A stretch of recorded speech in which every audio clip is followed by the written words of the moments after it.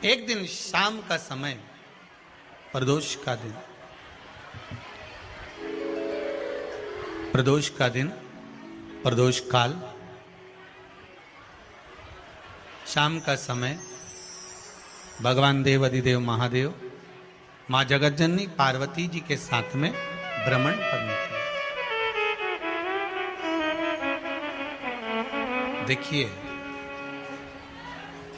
अगर प्रदोष का व्रत नहीं कर सकते, प्रदोष के दिन आप व्रत नहीं कर सकते, मान लो आपसे भूखा नहीं रहा जाए, प्रदोष का व्रत नहीं कर सकते, प्रदोष के दिन आप भूखे नहीं रह सकते, मंदिर भी नहीं जा सकते, दिया भी नहीं लगा सकते,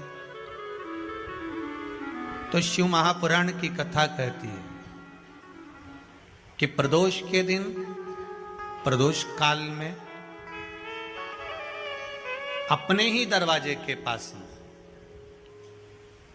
देवाधिदेव महादेव का स्मरण कर कर लक्ष्मी की वृद्धि के लिए, कार्य सिद्धि के लिए, संपदा को प्राप्त करने के लिए आप अपने ही दरवाजे के पास में एक दीप लगा सकते हो। कौन से दिन? प्रदोष के। एक बात और अच्छे से समझ लीजिए, जो बच्चे चिड़चिड़े होते हैं, चाहे घर में बेटे हों, बहुएं हों, सास हो, ससुर हो, परिवार में छोटे छोटे बच्चे हों, चिड़चिड़ प्रवृत्ति करते हों या चिड़चिड़ा स्वभाव हो, जरा जरा सी बात में क्रोध आ जाता हो, बोलने का भान नहीं रह पाता हो, शब्दों के बाण चलते हों, तो महाराज प्रदोष के दिन, प्रदोष काल में बेलपत्री के पेड़ के नीचे एक, जो पत्ता आपके पास में हो, पान का मिल जाए तो पान का, पीपल का मिल जाए तो पीपल का, बेलपत्र का मिल जाए तो बेलपत्र का, उस पत्ते पर मात्र थोड़ा सा शहद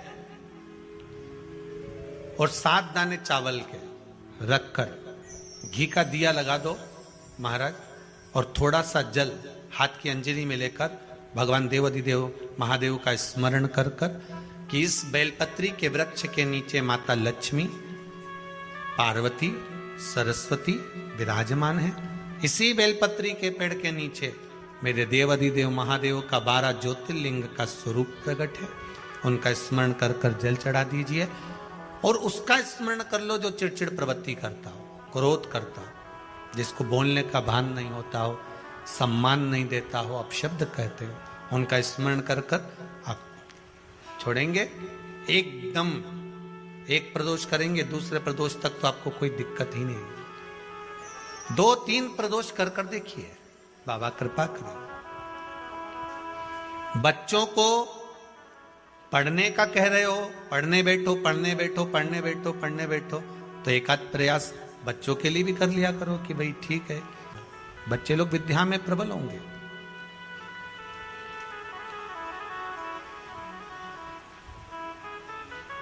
शिव उपासना का जो फल है वह 1000 गुना। पहले भी कथा में आज फिर कहते हैं, शिव मंदिर में जल बाद में चढ़ाना, शंकर के मंदिर में जाकर पंचामृत स्नान बाद में कराना, शंकर जी के मंदिर में जाकर पूजन बाद में करना, पहले थाली एक और रखकर शिव मंदिर में झाड़ू, पोछा या जो बेलपत्री, निर्माल्य जो भी रखा हो, उतरा हुआ सामान, उसको भरकर कहीं एक और जहां मंदिर वाले रखते हो वहां ले जाकर रख दो, झाड़ू पोछा एक बार जरूर। पूजन करने से पहले सबसे पहले सफाई का ध्यान रखो, और एक विश्वास रखना, आप मंदिर की सफाई नहीं कर रहे हो, फिर निवेदन करूंगा आपको, आप मंदिर की झाड़ू नहीं लगा रहे हो, आप मंदिर की सफाई नहीं कर रहे हो, आप मंदिर में पोछा नहीं लगा रहे हो। जितना हाथ आप मंदिर में फेर रहे हो सफाई के लिए, उतना आपके जीवन में जितना दुख है, जितनी तकलीफ है, जितना कष्ट है, जितनी बीमारी है, उस पर हाथ फेर रहे हो, मंदिर में नहीं फेर रहे हो। नहीं तो सारी दुनिया में जितने मंदिर हैं, सारे मंदिरों में ट्रस्टियों ने कुछ ना कुछ लगा के रखा है, स्वीपर आता साफ करके जाता है, ये आएगा सफाई कर कर जाएगा, पंडित जी होंगे तो बुआरी लगा देंगे, पंडित जी होंगे सफाई कर देंगे, उन्होंने तो पंडित जी को बोल के रखा कि साफ कर दो, पंडित जी करते भी हैं, पर पहला फर्ज आपका है कि आप मंदिर में आए हो तो पहले आप सफाई करो। क्यों? क्योंकि हम उसका द्वार साफ रखें। आज के समय में तो एक नियम हो गया साहब कि मंदिर में जाते हो तो मंदिर के दरवाजे पर चप्पल उतार के जाते हो, नहीं तो शास्त्र रीति तो यह कहती है कि मंदिर में भगवान सामने बैठा है तो उसके सामने चप्पल भी नहीं उतरना चाहिए। तो कई लोग कहते हैं मंदिर के अंदर थोड़ी ना उतर, हम तो जीने से भी बाहर, एकदम गेट के बाहर वहां उतर, पर सामने तो है ना, सम्मुख में तो है। तुम्हारे यहां अगर 4 लोग दिवाली मिलने आते हैं ना तो तुमने चप्पल रखने का भी स्टैंड बनाकर रखा है, साइड में उतारिए, दहली पर मत उतार देना, थोड़ा साइड में उतारो। सामने से सब आते जाते रहते हैं, सामने उतारो, सम्मुख में क्यों उतार रहे हो?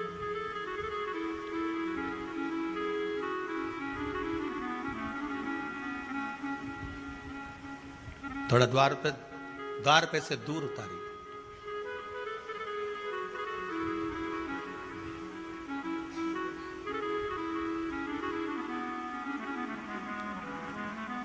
अभी तो कुबेरेश्वर धाम में काम चल रहा है, आप लोग जो दान दे रहे हो, आपके दिए हुए दान से निर्माण चल रहा है।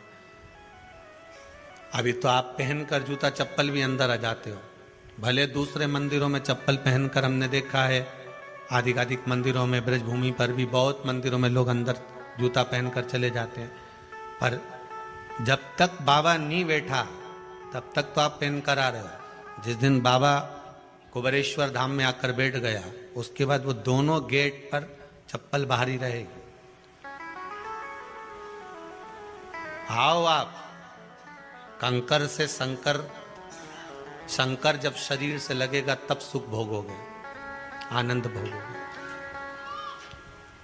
सुख की प्राप्ति। अपने द्वार पर भी कितना सुंदर लिखा है भविष्य पुराण के अंतर्गत, और विष्णु पुराण में भृगु बाबा का चरण का चिन्ह भगवान विष्णु की छाती पर रहा। भगवान विष्णु की छाती पर भृगु बाबा के चरण का चिन्ह रहा।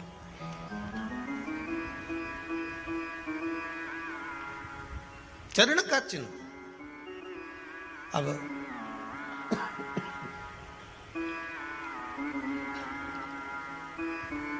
भविष्य पुराण में लिखा है कि अगर हम मंदिर के द्वार पर घर के चौखट के एकदम सामने चप्पल उतार देते हैं 7 बार, दिन भर में से कितनी बार? 7 बार विष्णु पुराण कहती है ऐसा कोई दिन नहीं होता जिस दिन दरवाजे पर 7 बार लक्ष्मी आकर खड़ी नहीं होती हो। कल एक कथा कही थी आपको कि प्रत्येक मनुष्य के भाग्य में सुख लिखा है केवल मंथन करना।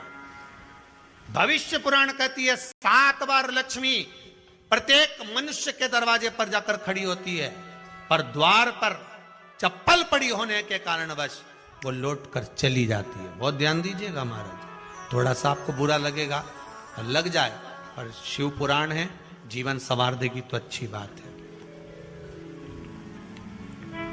जीवन संवार दे तो अच्छी बात है। मंदिर के द्वार पर हम जब चप्पल छोड़ते हैं, जिस मंदिर की चौखट पर चप्पल छोड़ी है, आप जितनी देर आराधना में लगे रहते हैं उतनी देर तक आपकी चप्पल पर जितने लोग लांग कर जाते हैं, जितने लोग लांग कर प्रवेश करते हैं, उसका भी दुख आपके भाग्य में आता चले जाता है। ध्यान दीजिएगा जरा, चप्पल का भविष्य पुराण में पढ़िएगा कवि की पादुका का महत्व क्या है, पादुका किस ओर उतारना चाहिए, पादुका को कहां रखना चाहिए, किस जगह पर बुआरी झाड़ू को रखना चाहिए, किस जगह पर चलनी को रखना चाहिए, सुई उस सुई को जिस हाल में सब बैठते हैं उस हाल में क्यों रखा जाता है? सुई तो इतनी सी है, पर जिस हाल में सब बैठते हैं उस हाल में ना तो झाड़ू रखते हैं, उस हाल में ना चलनी रखते हैं। भैया क्यों नहीं रखते? कारण क्या है कि जिस हाल में सब बैठकर बात करें, आवक जावक की बात हो, व्यापार की बात हो, लक्ष्मी की बात हो, प्रेम स्नेह की बात हो, आपस में बैठकर सब चर्चा कर रहे हो, अगर वहां छलनी होगी, झाड़ू होगी, तो बैठे बैठे बात करने में विवाद चालू हो जाएगा। 15-20 मिनट तुमने बहुत प्रेम की बात करी, अच्छे से बात करी, पति पत्नी बहुत प्रेम की बात कर रहे थे, मालूम पड़े बात करते करते से कब झगड़ा उत्पन्न हो जाए तो समझ में नहीं आया। हमारी बहू को क्या हो जाता है, बैठे बैठे बात करते करते झगड़ा कर देती है, जरा सी बात में झगड़ा चालू हो जाता है। कारण क्या है, जिस हाल में तुम बैठ रहे हो, जिस कमरे में तुम बैठ रहे हो, जिस हाल के अंदर सब बैठकर चर्चा करते, बात करते, चित्त करते, आपस में बैठकर सब लोग एक दूसरे के बातचीत करने बैठे हैं, आए व्यय देखने बैठे हैं, दुकान व्यापार की बात करने बैठे हैं, उस जगह पर भी झगड़े का क्रम कहां से आ गया, एक ना एक का मुंह क्यों फूल गया, कारण क्या था, कोई बात टेंशन क्यों आ रहा है, मतलब उस हाल में या तो चलनी रखी है या झाड़ू रखी है, भले तुमने सोफे के नीचे फंसा दियो, भले तुमने पीछे फंसा दियो, पर पड़ी जरूर है, रखी जरूर है,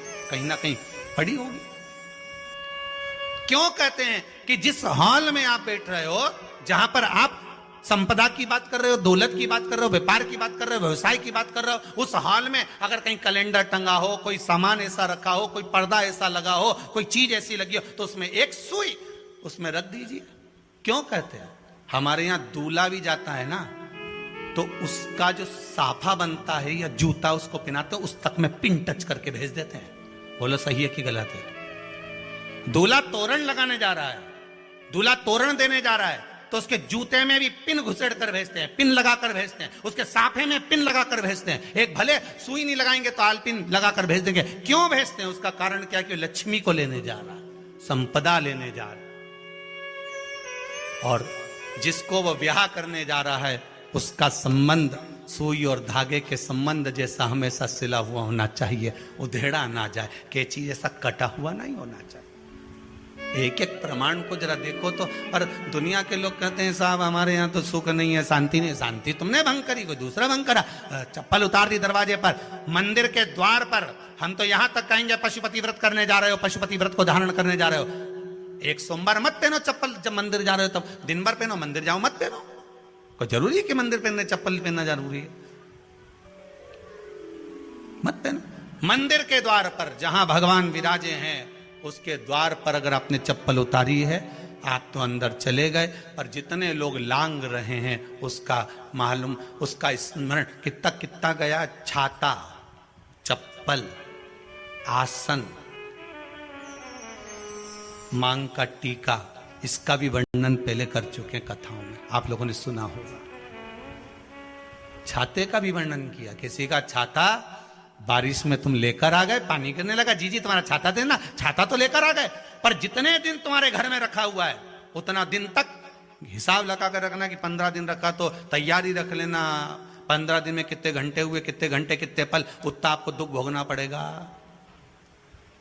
दूसरे का छाता आया, इसलिए कोई प्राण छोड़ता है, मरता है, तो उसके पद में यही सब चीजें देना पड़ती। क्या क्या बोलते जाओ, छाता, चप्पल, आसन, माला, सब देना पड़ता है।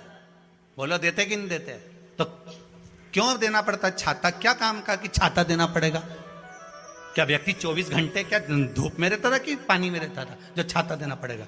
चप्पल क्यों देना पड़ेगा? किस लिए देना पड़ेगा? उसका शास्त्र प्रमाण।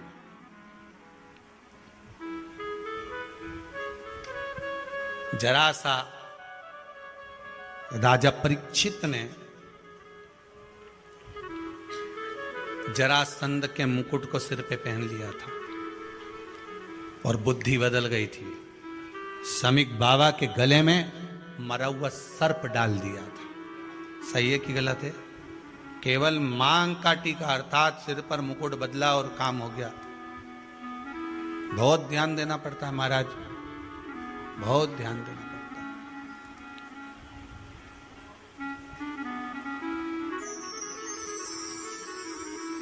तुम्हारी चप्पल कोई ले गया, तुम रो रही, किसी ने पूछा क्या हो गया?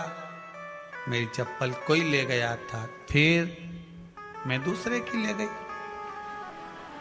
तुम्हारी कोई दूसरा ले गया, तुम दूसरे की ले गई।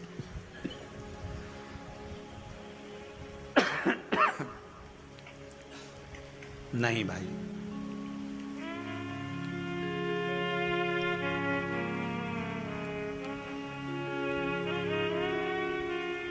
उसको प्राप्त करने के बहुत तरीके हैं। एक सत्य बात कहें, 7 बार लक्ष्मी प्रतिदिन मनुष्य का द्वार झांकने के लिए आती।